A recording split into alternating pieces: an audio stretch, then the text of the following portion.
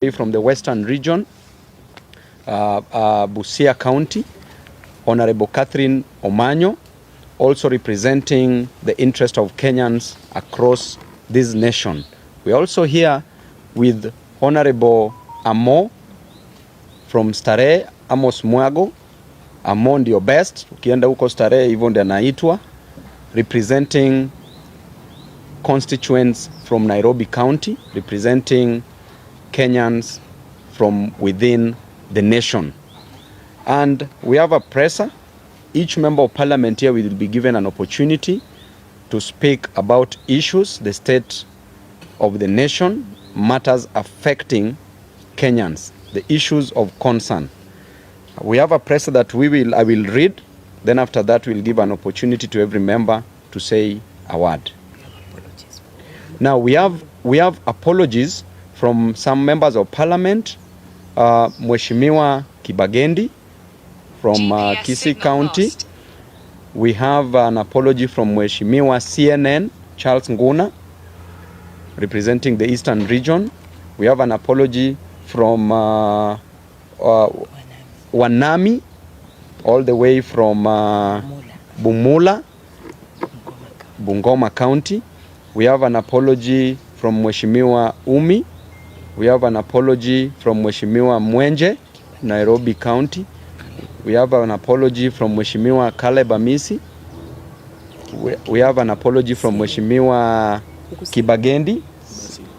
We have an apology from Mheshimiwa Basil and other Waheshimiwas, from Mheshimiwa Ledama Olekina, and we also have an apology from Senator Eddie Okech. So we will read this, and we'll also give you a way forward on how we will be working as team ground moving forward.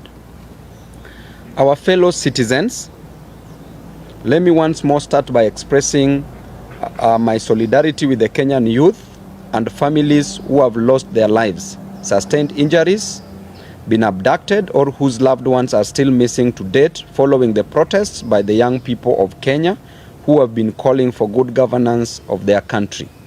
We are making this address in response to the many phone calls, text messages, social media uproar, and direct requests to us by distressed Kenyans who feel the political class has abandoned them after the recent constitution of a new cabinet by President Ruto.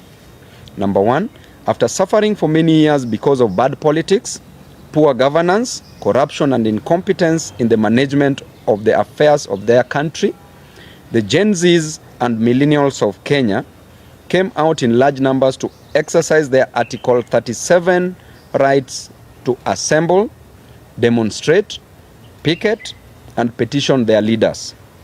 In this bold move, they outlined the issues they wanted the president to address to reduce their suffering and to create opportunities for them.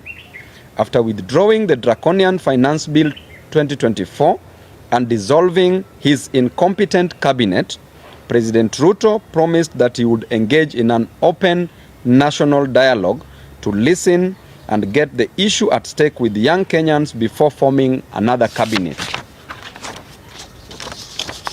But in a show of contempt to the young people, we saw the president announce and put in place a new cabinet without any consultation with the Gen Zs and millennials of this country. He has since held no dialogue or any engagement to ascertain the problems that led to the recent protests.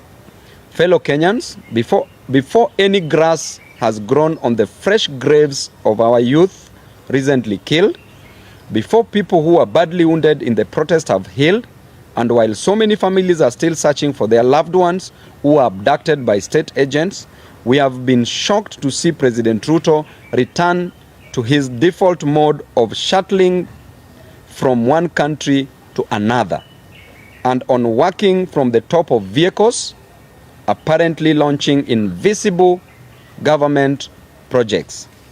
Ladies and gentlemen, we want to send a message to President Ruto in very simple but clear terms, as the Gen Zs and millennials of Kenya have sent us to tell him that the young people of Kenya feel you are showing them contempt by ignoring all their issues and reverting to business as usual mode, while they are hurting from the burdens imposed on them by the failures of your bad policies.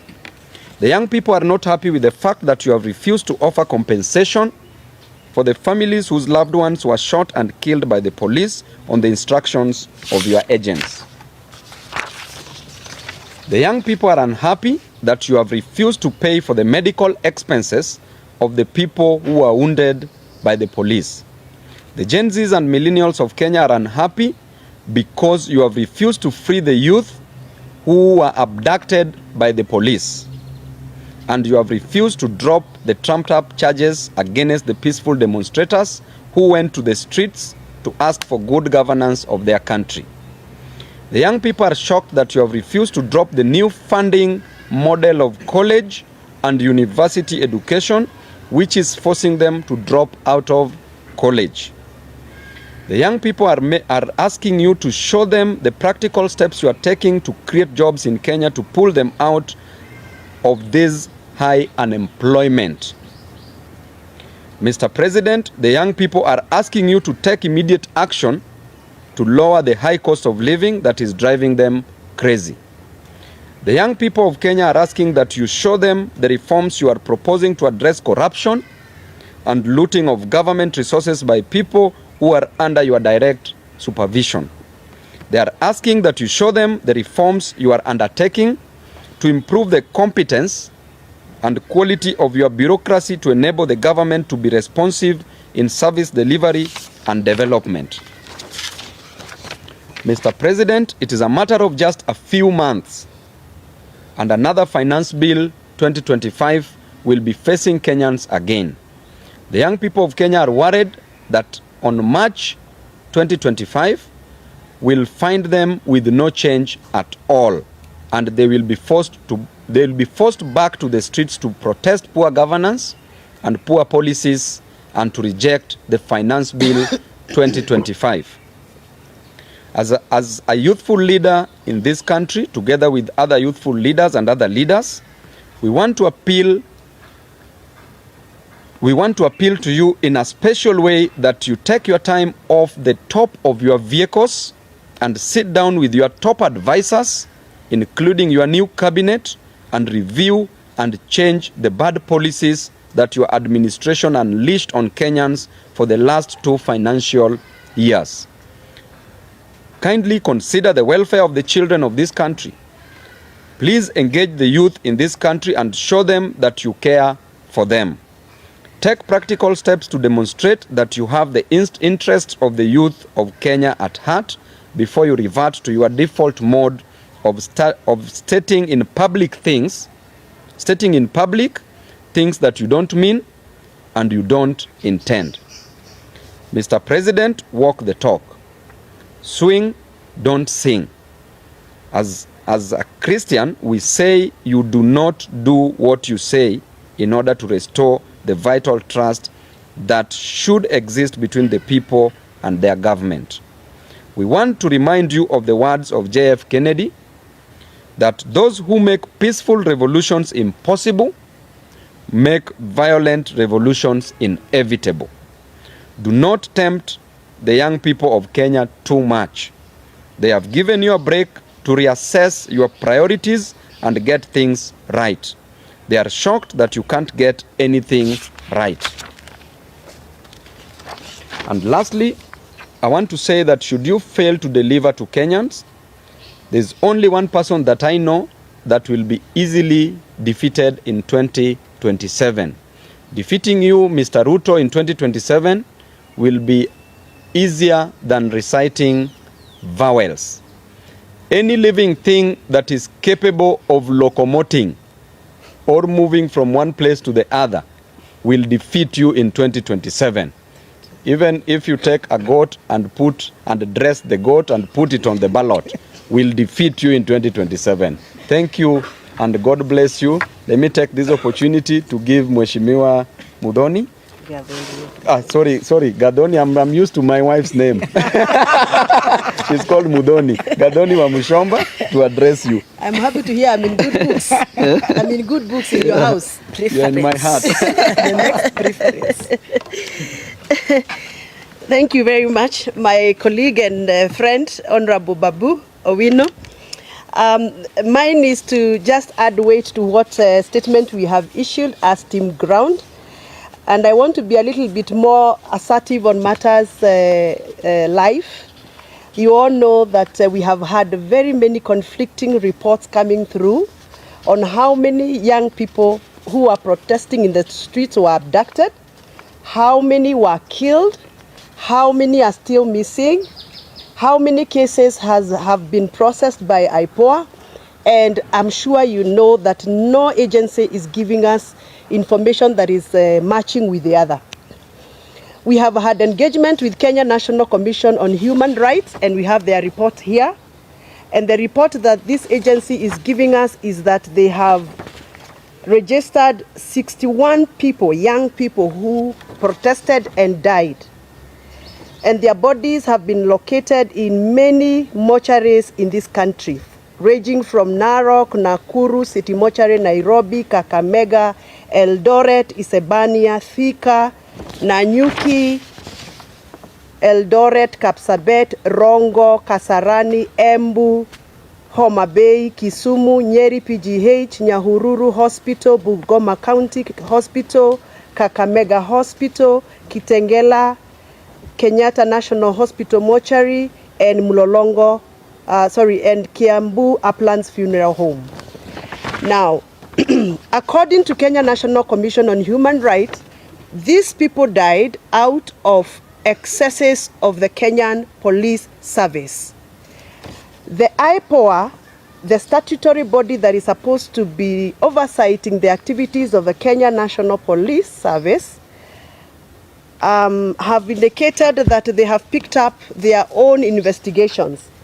And according to them, they only have registered 50 people who died, not 61 that we have received from Kenya National Commission on Human Rights. And out of the 50 cases IPOA has registered, they have also registered 19 people who are abducted or reported abducted and missing. But out of all those cases, IPOA has only been able to process 4 files and submitted those files to the DPP. Out of the 4 files, 3 were returned to them because they were not done properly and there was no evidence.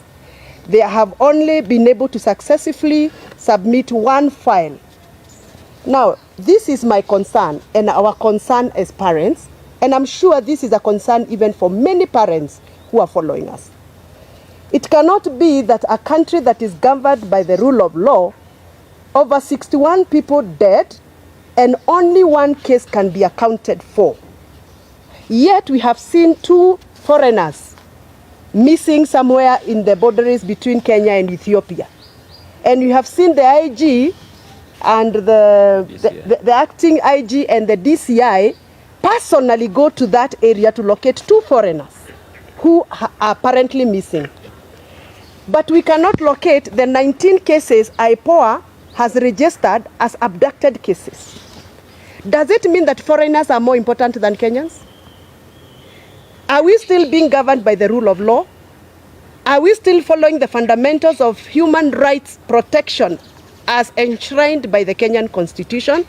So for me as a mother, representing many mothers and many fathers of this country, we want to echo our complaint, our dissatisfaction with the processes that the government of Kenya has put in place to provide accountability for the protesters who were abducted and those that were killed. The president is on record saying that his government is going to come up with a program for compensation, to compensate the families that lost their loved ones, to compensate the families of those that have patients in the wards and some patients at home. And we have not seen any effort by the government to even come out and tell us, now that this has happened and 2 months are gone, this is what we are going to do as a government. So we want to call upon the new Minister of Health who has just been sworn in. We want to call upon the Ministry of Interior, now that we have the cabinet minister already approved and vetted and sworn in. You must come out and tell Kenyans how you are going to start off the process of compensation, taking care of those that are still in hospitals, and making sure that their rights are not violated and their dignity has been upheld. On matters to do with education, funding for universities and colleges, as a member of parliament, I have received a lot of messages from the young people. They feel like the government of Kenya has abandoned the young people. There is no straight communication coming from the government on how the new funding model is going to salvage the lives of so many young people who are stranded in homes, expected to report to colleges and universities. We are requesting the government to come out very clearly and give out a clear guideline. We are only seeing some letters flying in the social media, but nobody is doing a presser like this to address this issue and explain to the young people. You cannot treat young people like they are second-class citizens of this country.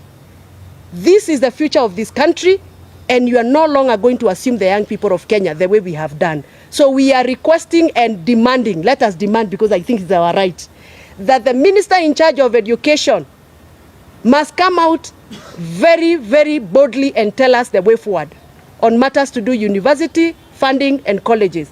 And assure those students that are still at home that there is hope for them to resume school and there is hope for them to progress with their careers. Thank you very much. I want to invite my sister, the lovely Catherine Omanyo, to say something. Mimi nitaongea Kiswahili. Juu kila mtu anabonga hapa kimombo. Nataka kuelezea wananchi wa Kenya kwamba hatukuangukia mkono mzuri kupata president kama Ruto. Hapa awali amekuwa busy anarandaranda Tokyo, Japan, sijui Japan ndio wapi, Tokyo ni wapi. Kila saa ako kwa hewa. I think hiyo ndio adventure anapenda, hobby. Ilikuwa inaitwa hobby tukisoma at what are your hobbies. Because saa hii namuona tu juu ya maprado kila saa akirandaranda. Vitu serious zikitendeka simuoni akienda huko. You can see where his heart is. Kujionesha ma PR mingi.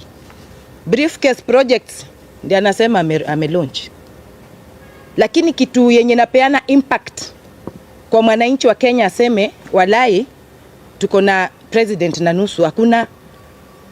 Juzi toi hapa imeungua, hakushughulika. Hata kusema tu poleni, nothing. Hata huko Kware mili zinachomolewa kule. Kitu yenye hata singeangalia na macho na nyamaza na lilia kwa moyo nikisema what is this really in Kenya, ama ninasoma tu vitu kwa newspapers. Hakushughulika. Lakini akisikia kadil utamuona kwa majet ya 200 million yenye tungejenga ka industry hata kule kwetu huko na Mbale ya Jinari. Tuna very good weather ya kupanda cotton. Lakini trips zake tu moja pekee inaweza jenga Jinari. Na angeamua every 6 months kajinari kamewekwa mahali. The 47 counties sasa tungekuwa na vitu zinaandika our young people. But hiyo hana, kichwa ngumu, kiburi, majivuno. Ni vizuri majenzi wameshekesheke watu hapo, tunaona at least siku hizi wameanza kutuangalia kama watu na uoga fulani. But mtu ujificha tu temporarily.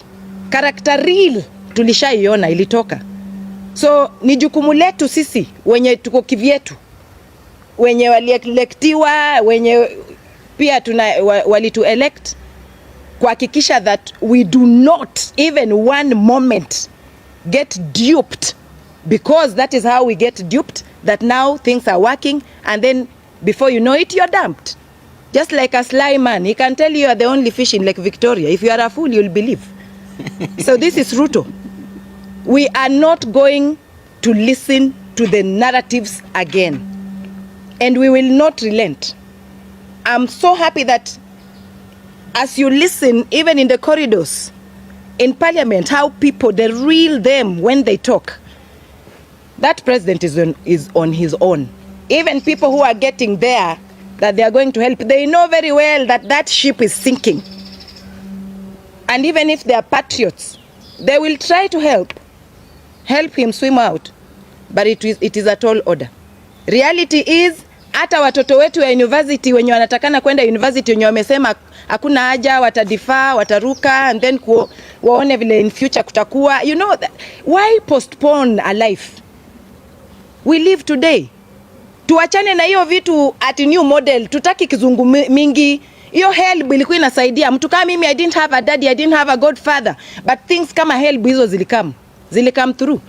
Sahi ninaweza jidai hata mimi nilifika university nilisoma because of that. So if it worked, what has happened for them to start now saying, no, we need a new model? No. Hao watu ni masonko, wana anything, wanaweza hata leta lecturers kwa their rooms, bedrooms, kufundishia watoto wao kwa pilo. But wale hawana hiyo, tuachiwe hiyo old model ya help. Mtoto aende shule, alafu help ita come through, alafu kuna vile tu life ukuja, vitu zinaingiana. So tutaki everything new, mara CBC, mara nini, everything new, ma belts, ma jackets, the crocodile. We are not interested. Sisi tunataka kitu yenye mwanafunzi, mwananchi, akuwe Wanjiku, akuwe ule wataita wapi, at least in a day, basic needs anaweza afford. Hawataki ati kuishi paka pia wakuwe na majets. But two basic needs, if somebody today cannot afford, then why are you proud to be a president? At least if he's not listening, mimi nimemwambia muende mumtumie TikTok, muweke kwa space, wherever it is, that we are not going to sit back and look at him with his new narratives every day. Thank you. Invite Mheshimiwa. Na invite last born hapa, Mheshimiwa Mwago. Our last born. Mtu ako farm, hataki kujua. Nairobi solid. Okay, thank you so much, members of the fourth estate. I stand with Team Ground in denouncing the activities of the president and how he's tried to address the challenges that were raised by the Generation Z and the millennials and generally the people of Kenya. I don't understand why he got his wisdom from by bringing us a political solution to an economic problem and a social and injustice problem. The Genzs were not on the streets to have a new cabinet or a new set of cabinet CSS. The Genzs put out their issues clearly, but he failed by a mile, he missed by a mile by what he provided as a solution. We want to tell him, as the young people of this country, as a young leader, I'm a leader who came to parliament to bring change to this country. I didn't come to be bribed or to get money or to solicit money from this government. I came so that we can have a future for the young people of this nation, for this country to have systems that will work, for this country to address the issues of corruption that's so rampant in this government, for this country to have a social justice system that will work. You can see by his activities the neglect that he had on the Article 37 of the Constitution, the brutality and excessive use of force on protesters. Yet we say we have a constitution that we respect, that clearly outlines Article 37 as the guiding principle on how people should address the government, how people should protest against, how the people should talk to the government. But we saw what happened. It really defeats me to imagine that this country we've lost value for life. We are talking about more than 50 people who have been killed, who lost their lives, and we are treating this casually, like nothing happened. If you go to the DCI, we went there with Loyalty Ndomolo, we had very scant information on the issues of abductions, or the issue of these people who have been killed, and these are lives that have been lost by a government that's purposed to protect the lives of its people. We've seen a lot of property that was lost. Some houses were burnt even in town, but the government has not addressed that. They have swept that under the carpet, and they expect us to just let them be and this to go on. We cannot agree, and we cannot allow the government to behave like that, because if it behaves like this, it is going to kill our future and our children. The Genzs have come out clearly and they have outlined their problems. We are asking the government of the day, come out and tell us what measures are you putting in place to address the issue of unemployment. We are having like 1 million students who are going to clear form for this year. every year we are having a very high turnover of Genz. What measures have you put in place to address their issue? The current cabinet that you announced, we don't make anything of it. We don't see if they are able to come up with solutions for the challenges of this nation. So sisi tunamwambia Bwana Rais, tafadhali sikiza watu, calm down, look for new advisors. Whatever you are doing is far away from what the people are asking for. Kindly try and calm down and listen to this youth. These are the future of this nation, and the best thing is, this is a generational thing. One day it will come to happen. The hopes of the people of this nation, lazima siku moja watu watakuja wapatiwe heshima, and I don't know where history will judge you. Labda utafukuzwa ama utapelekwa jela kwa sababu ya makosa unafanya. Tafadhali sikiza watu and deal with real issues that these people have raised. Thank you. Thank you very much. Is there anybody with questions? We will take about maybe 3 or so, or maybe we can take 4 so that each can respond to a question. Let's start with the lady. You have to speak louder. Thank you so much. My name is Azimio, right from the county diocese. I have 2 questions. One concerning the ultimatum that the Genz have given us through the platform. On 27th of August, we'll be signing a petition to dissolve the parliament and to chase all the parliamentary out. I think this is the second time now that they're getting the parliament. Will you be part of that petition? And also the same day will also be occupying the Supreme Court. Will you be part of the same of that petition also occupying the Supreme Court was voting now? Then secondly, from the interview of Odinga to the citizen, he said there will be no 2027 election. Election will be before that. What's your point? Okay. Next question. I'm sure you're noting that. Yeah. Her name? Wafula. Wafula. Then we'll go to you. Eric from Citizen Radio. Eric. Since the broad-based government that was formed has killed the magnitude and the vigor of the protest, I don't know, as young parliamentarians, what do you have in place as the alternative to tackle or to push harder the government in your 3 months? Okay. Thank you, Eric. The one in glasses. Thank you. Edwin from Daily Monitor. I have 2 questions. It's clear that you obviously do not seem to stand with the cabinet secretaries, some of whom are in parties that like ODM, which a person like Babu was in support of. So your message to these cabinet secretaries, do you support them joining the administration, and what remedy do you think? You have made it clear that you don't think they will be of any help to this administration. So what advice do you give them if at all they have joined a sinking ship? And the second question is pointing at something to do with the Wanjigi story that was mentioned here. What's your take as Team Ground that an administration can go after the family of people who actually point fingers at what should be done better as a party leaders? Okay. What's your take? I guess those are how many? 4? Yes. 4? Can we do the 4 or you have a pressing one? Yes. Okay.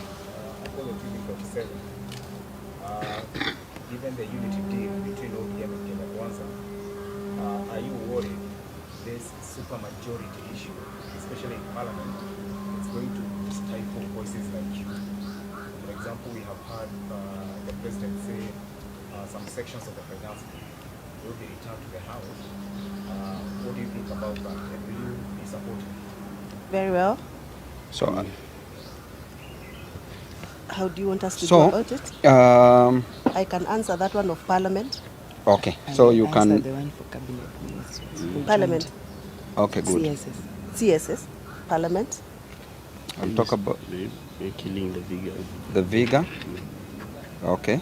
So I can. Okay, fine. Just start Okay. then. Just start.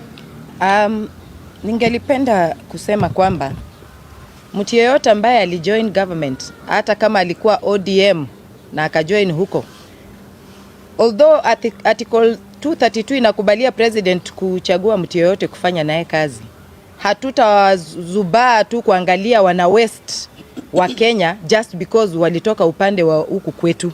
So waende huko wakijua kwamba walienda kufanyia wananchi kazi na kama hatutaona anything wanafanya pia tena watoke tu. Cha pili, president wetu ni kama ndio referee wa elected leaders wakichapana. Huko Kisii mliona kitu ilitendeka. Yeye ameenda pale, watu wanabuu huyu anabuu huyu, ako pale ako kama referee. So hao wenye wameenda huko kama CS kusaidia, waone hiyo weakness na wamsaidie kufanya kazi. So we will not relent, we will not smile with anyone who has joined government and is going to joke again and waste Kenyans' lives. Thank you. You'll answer which one? Yeah.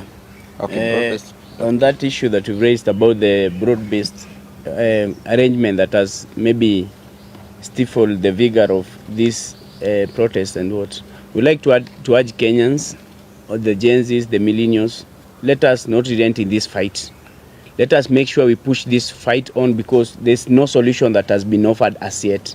So as young leaders, we are going to make sure we engage the public and point out all the evils that are happening in some of these bills that are brought in Parliament, these motions, what we think Kenyans should not support. But we're also thankful that the Kenyan people now are taken back the power in their own hands.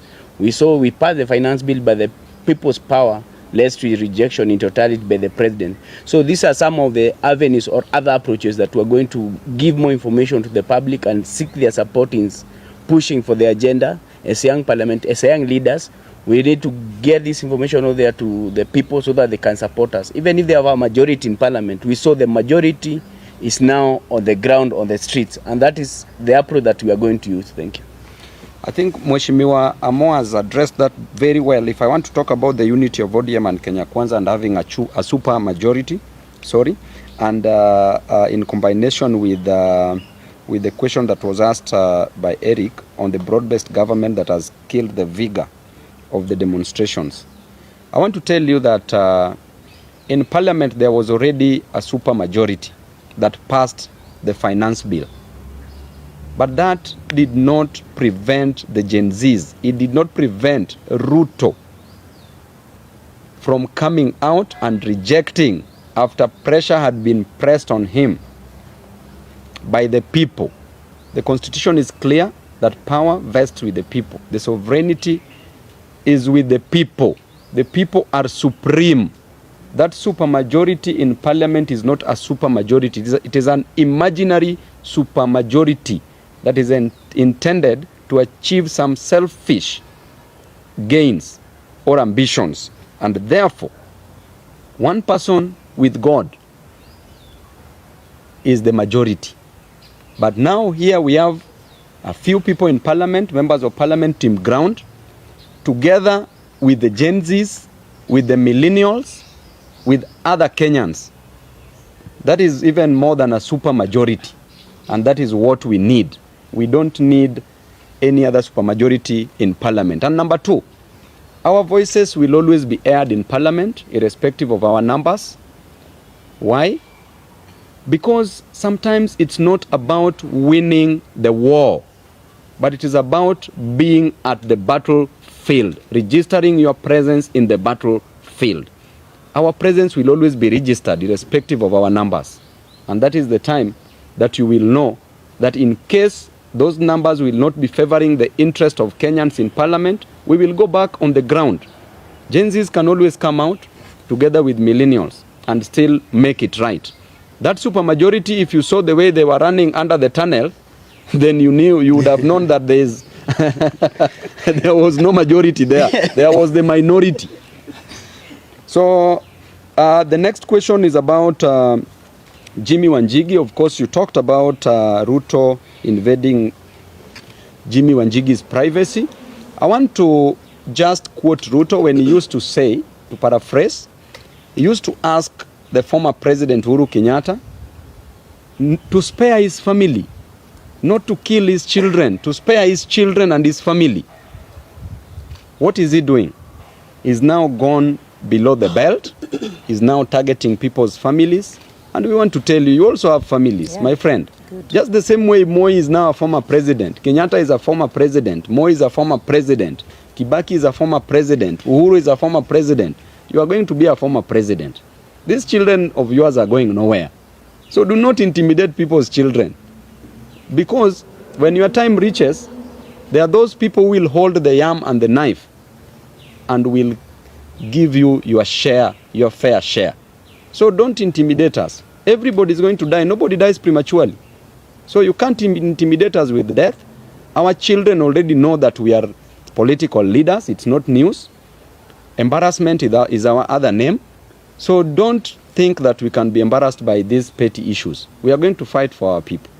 So I'll leave it at that, then leave it to Mheshimiwa. And lastly, the MPs that you are calling the super majority in parliament, I want to tell you that these MPs already know that the ship is sinking. The ship that Ruto is the captain is already sinking, and they're already taking that. Now we know that you will be clutching very soon on imaginary straws, and you will sink with that ship. Thank you. Thank you. It looks like the other questions have been answered. The number one for the petition. There's to one. dissolve Parliament. Oh, there's one for the petition to dissolve Parliament. And that is a proposal, you said, by the Gen Z? Very well. First of all, I want to thank the young people of Kenya. One day, one time, we were also very young. And we did what we did to have this country the way it is today.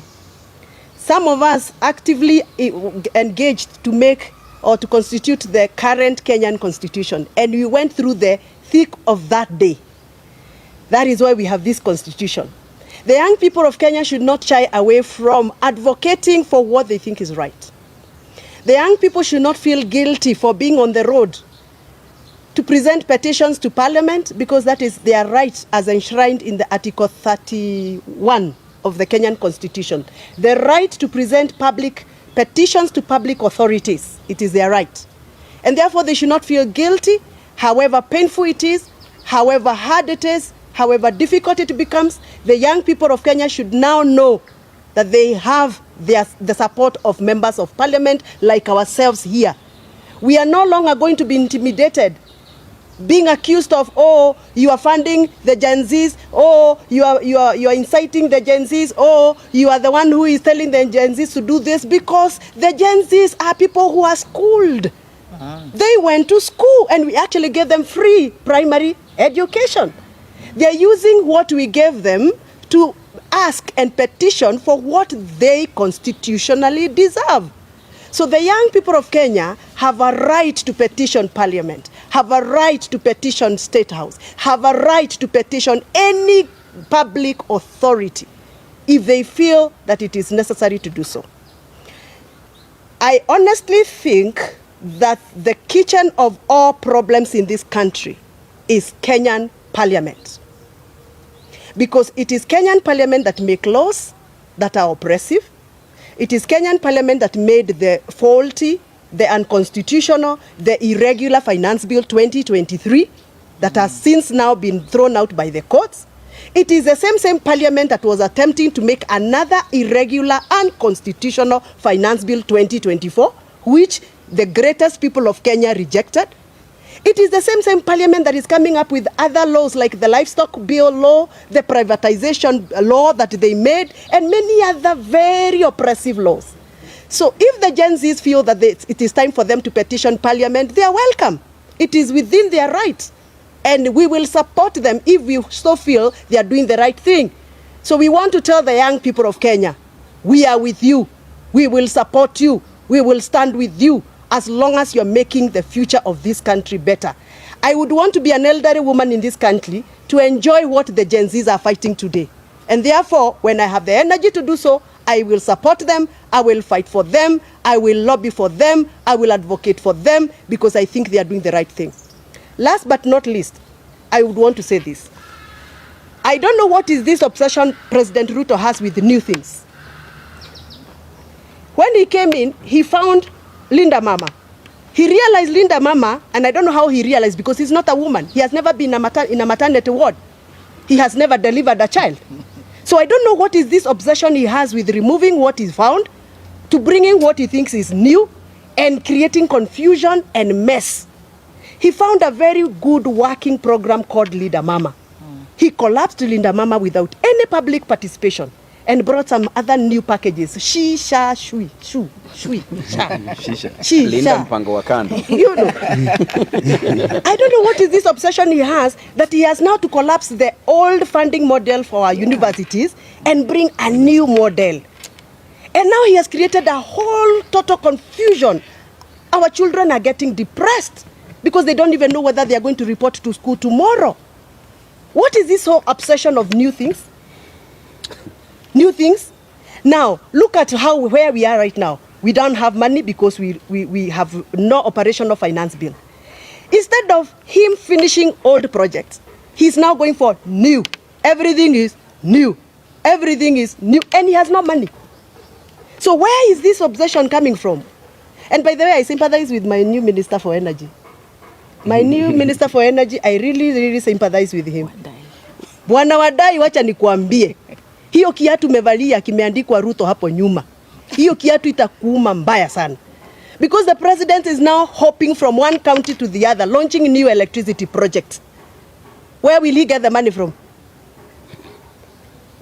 Atarudi kwa hiyo gari pale juu, ataanza kuambia wananchi, huyu Wadai nilimpatia kazi ya kuweka stima, nikaenda nika-launch stima, lakini yeye hakufanya kazi. Wadai is actually cooked. I sympathize with him. Barbecue. I sympathize with my friend Babu, Mheshimiwa Badi, huyu wa treasury. Amepatiwa treasury na ni sufuria ambayo ilikuwa na ilikuwa na stew lakini imelambwa, hakuna. And what the president is doing now is going out promising, oh, I will do this project, I will do this project, na hakuna pesa. Alafu atarudi kwa hiyo ground come to campaign time. Ataambia watu, wewe huyu Badi nilimpatia kazi, amelemewa. Badi's sufuria is roasted. And they are not selling corruption. Yeah. So anyway, we are summarizing and saying this. This is not the right time for president to go out launching projects. It is the right time for him to sit down, engage stakeholders, look for solutions for the pressing problems, and look for new ways of raising revenue for this country. He must engage. And there's somebody who asked me when I was coming here, now that you people are complaining things are not right, what solutions are you giving? What alternative solutions are you giving? Now listen to me. There is no way the president will be roaming from one country to the other looking for jobs for our young people. But if you ask him for a database of how many engineers do you have in your country, tell me whether there is any database. If you went and found a request for how many mechatronics engineers do you have? We don't have a national database. What we want as representative for young people is this. The government must put effort to come up with a national database of unemployed young people of this country, county by county. We must be able to know how many teachers are unemployed from the young people, how many doctors are unemployed, how many engineers, how many lawyers. All that database need to be put in place so that when we are speaking from a point of information. When he's going to negotiate country by country, he has a database. And that is what he should be running with MPs to actually help him to create a national database for the job gap. Number 2, we have what we call National Employment Authority. That is an agency that is created by the government under the Ministry of Labor that has failed this country. We need to start thinking of how we can revamp the National Employment Authority so that we can provide a better way of preparing the jobless young people into assimilation into the jobs. How do we do that? By making sure that the National Employment Authority has offices in every county, so that people in my county, Kiambu, can actually access the offices at the county level, register themselves, and get to know what opportunities are there. Right now, the only person who tells us that there are jobs being advertised, for example, in other countries, is only the president on top of his car. The young people of Kenya don't know where to go to look for that kind of information. So we need these authorities' offices in every county. Last but not least, all the local employers in this country, the manufacturers, like the people who work under the Kenya Association of Manufacturers, the people who have a capacity to employ our people here in Kenya, we need to engage them so that we know how can we work with them partnership so that they can start absorbing our local people, even if it is on an apprenticeship program or attachment program. For example, if we came up with a program and said, we have 3,000 employers in this country, manufacturers, people who are manufacturing locally, and they have the capacity to employ young people. We give them some tax incentives. A tax intensive that you say, karibu mheshimiwa, that if you absorb, for example, 5 young people in your company, you will enjoy this amount of tax subsidy or incentive from the government. So we need to start thinking of how we can partner local manufacturers, local traders, local employers. We give them some tax rebates so that they can be able to accommodate more young people in this country. Otherwise, the issue of joblessness is a very serious issue. The president of Kenya will not sort out the issue of unemployment by bringing Raila, Odinga or whoever else in cabinet or in government, because that is an economic problem that will not be sorted out through political remedies. Thank you very much. Mheshimiwa amefika, wacha aseme jambo. Atuambie vile wenye kuuza ndengu. Unataka kuniuliza bila license watalipa 1 million. Ndengu. Sorry? Thanks to the High Court, the road maintenance levy that was increased by 7 shillings has been nullified until, of course, the case is heard and determined. But there's a new proposal by Kenya on tolling the major roads. What do you say of that? I just want to comment on that issue. If you want to put toll stations all over, please build the new roads and put the toll stations instead of putting toll stations already in roads already constructed by the taxpayers' money. So that is an issue that is not supposed to even to arise. All the existing roads we are demanding, we are not going to have toll stations on the same. And why do you want to charge private citizens of Kenya, why do you want to charge them to use public roads that they contributed money and they're even paying through loans? So this is the principle of double jeopardy, where you are charged double. You are charged taxes to build that road, or a loan is taken and you pay for that road, and at the same time, to pass through that road, you have to pay for it. So generally, you should not be charged for using your own road. Which country charges its own citizens who are poor to use a road? Imagine. Honestly speaking, even walking, even moving, it doesn't want us to move. So anakudharau while you are dead and living, na anakudharau while you are also moving. We understand that, Ruto, we know you very well. You don't respect human beings, maybe because of your background. You did botany. We know that when we give you a leaf, you are only concerned about stomata. That is why you want to plant 10 billion trees. You are concerned about the apex of a leaf, the midrib, the stalk of a leaf, the stomata, the chlorophyll, and the pollination of a plant. And grafting. So honestly, respect human beings. So, Mheshimiwa, you can talk about something in 1 minute and then we...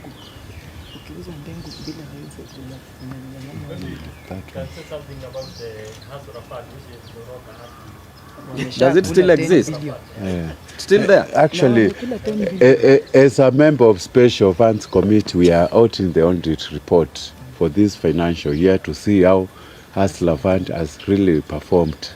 But based on, as an economist and also an auditor, in terms of accounting, I can tell you we are going to have an adverse opinion on that fund, because even the modality, the board was not there when it was starting, the fund was unconstitutional.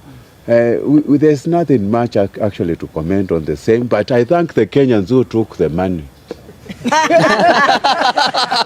by the way, on that note, like I was talking about the newness of things, I don't know what is this issue that President of Kenya has with women of Kenya. I really don't know what the president has with the women of Kenya. I don't know why and what justification he would ever give to the women of Kenya. First of all, for touching on Leader Mama and collapsing it, and then touching on the Women Enterprise Fund. Right now, as we speak, the Women Enterprise Fund is at zero kitty. All the money that was put there in the last year's budget, it was all removed. So the women of Kenya, have nothing else other than to dance in the yellow clothing during campaigns. But after campaigns, everything that the women of Kenya had in this government has been scrapped off. And that is why, personally as a woman, I'm a very, very vibrant advocate of women issues. I feel like the Kenya Kwanza government has zero chills for Kenyan women. Yes. Na tuna reject. I think we are okay. Tunashukuru sana for your time. CNN soldier. Hey CNN, finally you're here. This is mine. You know, I never thought of it.